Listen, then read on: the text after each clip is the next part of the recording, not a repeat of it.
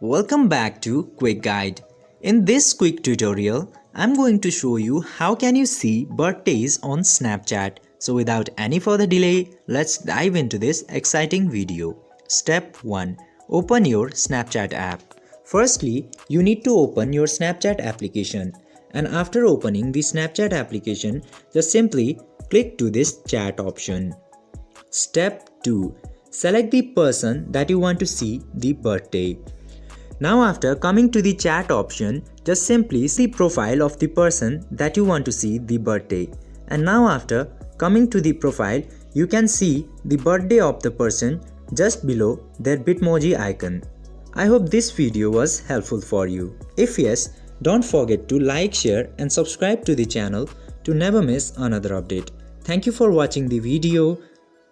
Till then, keep wishing happy birthday to your Snapchat friends.